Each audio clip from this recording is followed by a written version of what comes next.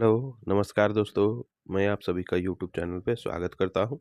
दोस्तों, आज हम लोग जिस शेयर के बारे में जानकारी लेना चाह रहे हैं, उस शेयर का सबसे पहले हम लोग बैलेंस शीट देखेंगे।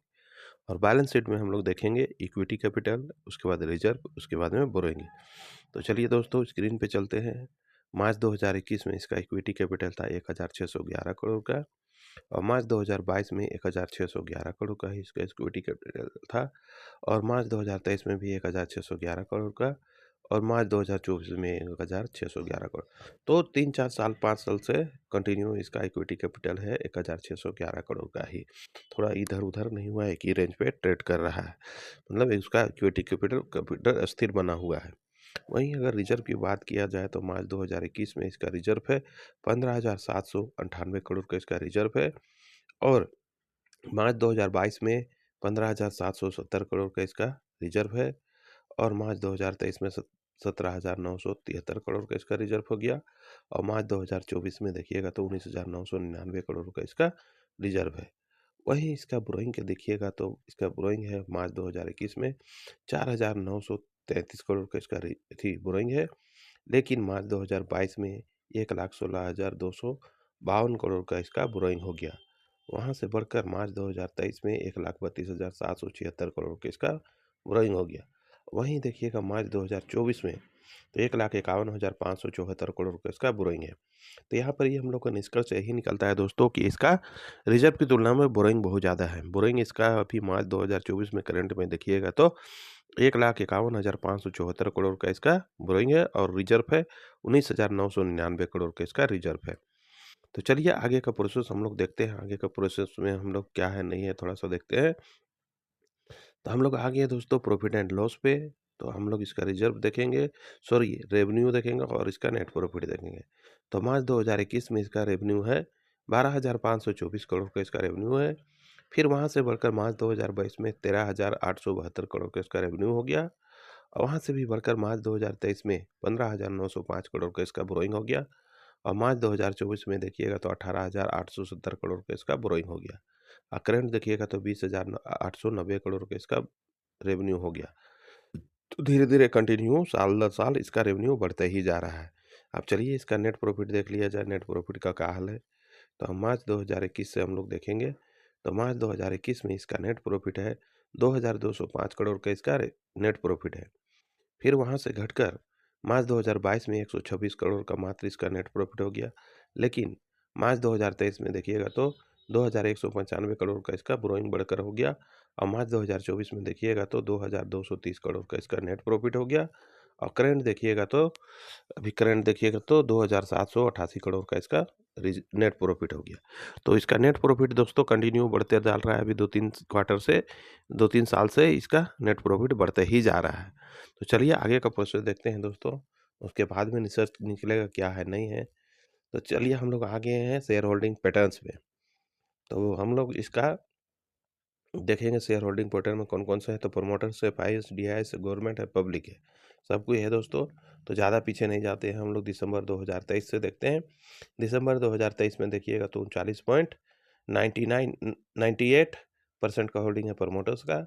और मार्च 2024 में देखिएगा तो 39.98% का होल्डिंग है। और जून 2024 में भी 39.98% का होल्डिंग है। सितंबर 2024 में भी 39.98% का होल्डिंग है। वहीं टीआईएस का होल्डिंग देखिएगा दिसंबर 2023 में 34.75% का होल्डिंग है, बहुत ज़्यादा होल्डिंग है। एफआईएस का मार्च 2024 में 31.20% का होल्डिंग रह गया। और वहाँ से फिर बढ़ाकर जून 2024 में देखिए तो 28.25% का होल्डिंग है एफआईएस का। लेकिन थोड़ा सा अपना माल को ढीला करके सितंबर 2024 में देखिएगा तो 26.73% का होल्डिंग रह गया। वहीं डीआईएस का होल्डिंग देखिएगा तो डीआईएस का होल्डिंग है 14.79% का होल्डिंग है। और मार्च 2024 में देखिएगा तो 12.42% का होल्डिंग रह गया। वहाँ से फिर जून 2024 में देखिएगा तो 15.06% का होल्डिंग है। और वहाँ से भी बढ़ाकर सितंबर 2024 में देखिए तो 16.33% का होल्डिंग है। वहीं गवर्नमेंट का होल्डिंग देखिएगा तो दिसंबर 2023 में 0.07% है। मार्च 2024 में भी 0.07% है। जून 2024 में भी 0.07% है।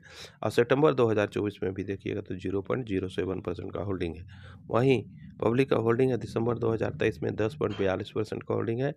और मार्च 2024 में देखिएगा तो 16.32% का होल्डिंग रह गया, और फिर वहाँ से बढ़कर जून 2024 में देखिएगा तो 16.63% का होल्डिंग हो गया, और सितंबर 2024 में देखिए तो 16.89% का होल्डिंग हो गया पब्लिक का। तो इस प्रकार से धीरे-धीरे अपना होल्डिंग को सब कोई बढ़ा रहा है, एफआईएस भी बढ़ा रहा है, डीआईएस भी बढ़ा रहा है, और पब्लिक का भी थोड़ा-मोड़ा ऊपर-नीचे हो रहा है। तो चलिए दोस्तों, आगे का प्रोसेस देखते हैं क्या है, नहीं है, इस शेयर का क्या नाम है, कितना पे ट्रेड करा वगैरह-वगैरह जानने के लिए हम लोग थोड़ा आगे का प्रोसेस देखते हैं। तो आगे का प्रोसेस जानने के लिए हम लोग प्रक्रिया बना रहे हैं। चलिए आगे प्रोसेस में हम आगे तभी हम लोग जिस शेयर का देखें, इक्विटी कैपिटल देखें, रिजर्व देखें, बोरोइंग देखें, सेल्स देखें, नेट प्रॉफिट देखिए और शेयर होल्डिंग पैटर्न देखें। उस शेयर का नाम है बंधन बैंक लिमिटेड, जिसका करंट मार्केट प्राइस है 183 रुपया 82 पैसा, सॉरी 62 पैसा। 1 नवंबर 7 बजे का यह समय दिखा रहा है। तो यह लाइव मार्केट नहीं है, यह स्थिर है। 183 रुपया 62 पैसा इसका मार्केट प्राइस है। वहीं अगर इसका 5 दिन का चार्ट देखिएगा तो 5 दिन का चार्ट पहले ये इस प्रकार था। पहले यह नीचे था, धीरे-धीरे करके ऊपर गया और एक समय ऐसा आया, वहाँ से गिरावट हो गया। फिर थोड़ा सा एक ही रेंज पे ट्रेड किया, फिर ऊपर गया, फिर धीरे-धीरे करके फिर गिरावट हो गई। फिर थोड़ा बढ़ने की कोशिश किया, वहाँ ऊपर चला गया और फिर गिरावट हो गया, फिर बढ़ा, फिर गिरावट हो गया, फिर अभी फिलहाल बढ़ने का कोशिश कर रहा है। अब परसेंटेज में बात किया जाए तो 0.61% का पॉजिटिव रिटर्न है। वहीं अगर 1 महीना का चार्ट की बात किया जाए तो इस प्रकार से इसका 1 महीना का चार्ट है। पहले यह नीचे था, एक ही रेंज पे ट्रेड कर रहा था, फिर ऊपर चला गया, फिर धीरे वोलेटाइल होते-होते नीचे आ गया और फिर थोड़ा-सा बढ़ने की कोशिश किया, लेकिन फिर डाउन हो गया और एक ही रेंज पे ट्रेड कर रहा है। अब परसेंटेज की बात किया जाए तो -2.85% का नेगेटिव रिटर्न है।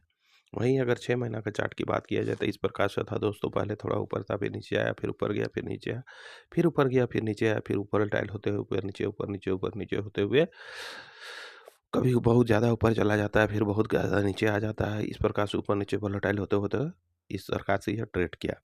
अब परसेंटेज की बात किया तो -3.74% का नेगेटिव रिटर्न है। अब चलिए इसका मार्केट कैप देख लेते हैं। इसका मार्केट कैप है 39.58 थाउज़ेंड करोड़ इसका मार्केट कैप है।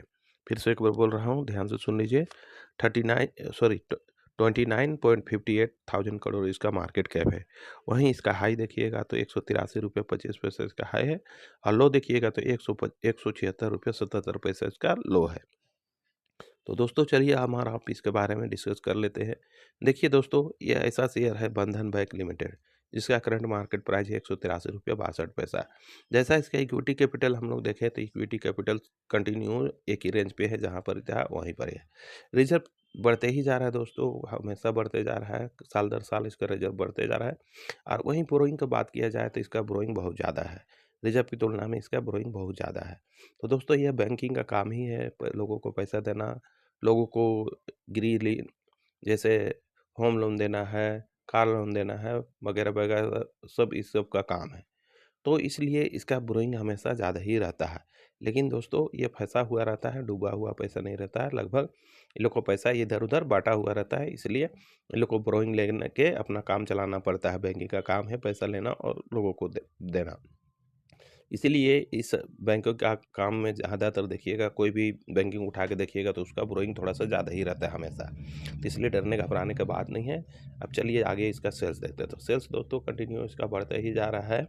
साल दर साल इसका कंटिन्यू आगे की ओर बढ़ते ही जा रहा है।